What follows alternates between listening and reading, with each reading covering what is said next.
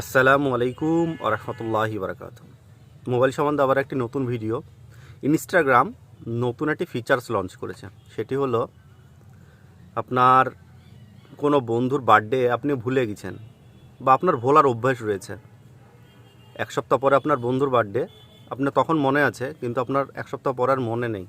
আপনার মনে যখনই মনে পড়বে আপনি মেসেজটা টাইপ করে রেখে দেবেন।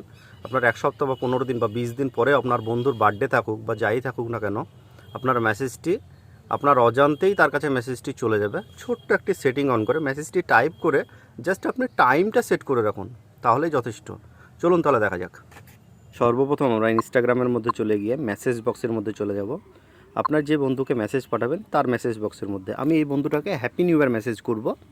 আমি হ্যাপি নিউ ইয়ার এখানে টাইপ করে রাখলাম। সেন্ড যে বাটনটি রয়েছে ওর উপরে লং প্রেস করে ধরে রাখলে আপনার এখান থেকে ডেট এবং টাইম, আমি যেমন এখানে 1 জানুয়ারি রাত্রি 12:01 AM করে রাখবো এবং এখানে সেন্ড করে রাখবো। আমি এখানে সেন্ড করে রাখলে মেসেজটি সঙ্গে সঙ্গে সেন্ড হবে না, রাত্রি 12:01 সেন্ড হবে ওর কাছে মেসেজটি।